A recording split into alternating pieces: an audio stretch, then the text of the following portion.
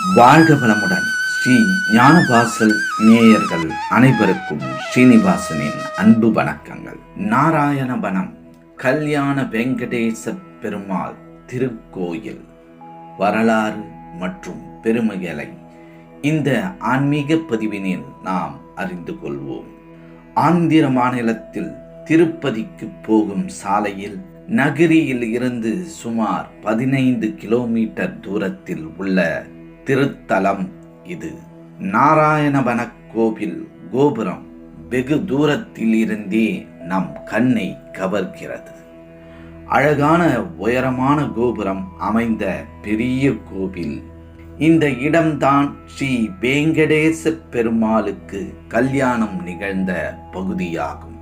இந்த ஊரில் ஆகாசராஜன் புத்திரியாக தோன்றிய பத்மாவதி தேவியை ஸ்ரீனிவாச ராகவ பெருமாள் திருமணம் புரிந்ததாக புராண வரலாறு கூறுகிறது.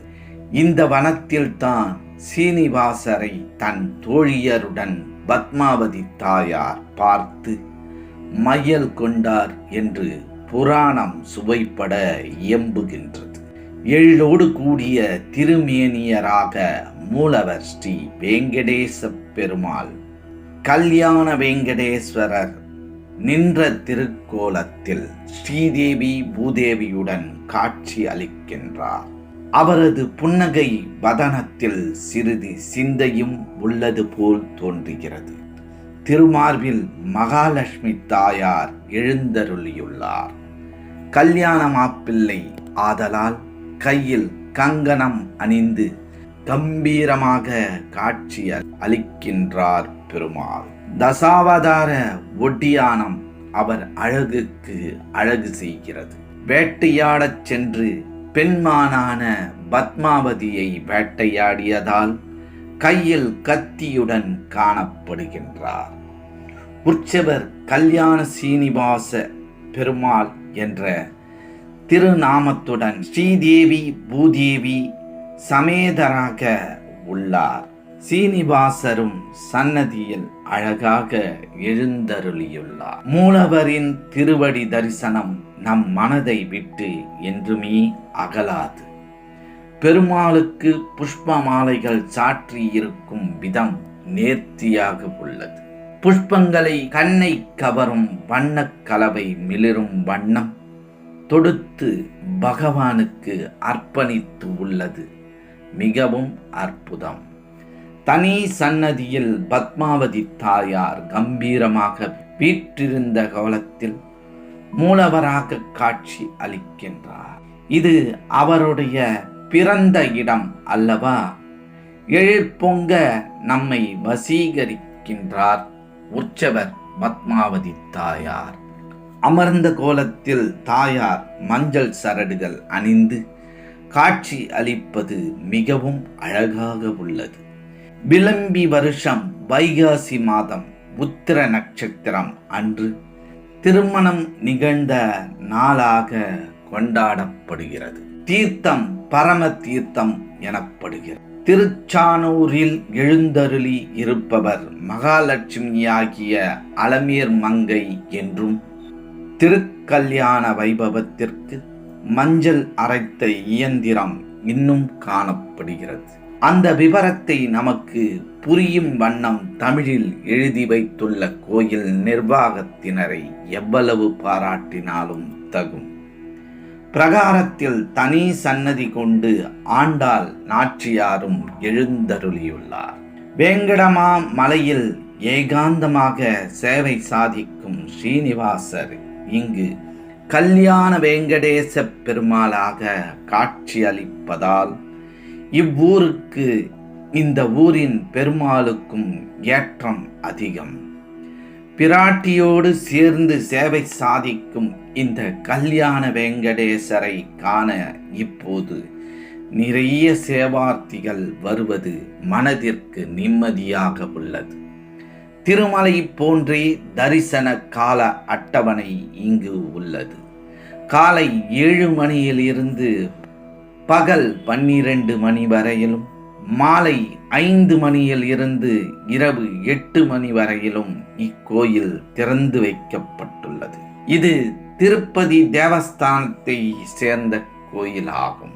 பத்மாவதி தாயாரின் அவதார தலமும் இதுதான். இந்த தலத்தில் பெருமாள் உடைவாள், கை காப்பு ஆகிய இரண்டும் அணிந்து காணப்படுகின்றார். இந்தியாவில் 2 இடங்களில் மட்டுமே பெருமாள் இத்தகைய கோலத்தில் காணப்படுகின்றார். ஒன்று தமிழகத்தில் உள்ள குணசீலம், மற்றொன்று ஆந்திராவில் உள்ள நாராயணவனம். அனைவரும் வந்து ஸ்ரீ நாராயணவனம் ஸ்ரீ கல்யாண வெங்கடேச பெருமானின் அருளை பெற்று வாழ்வில் மகிழ்வோடு வாழ்வோம். மற்றும் ஒரு ஆன்மீக பதிவில் நாம் அனைவரும் சந்திக்கும் வரை உங்களிடமிருந்து விடைபெற்றுக் கொள்வது ஸ்ரீ ஞானவாசல் ஸ்ரீனிவாசன். நன்றி, வணக்கம்.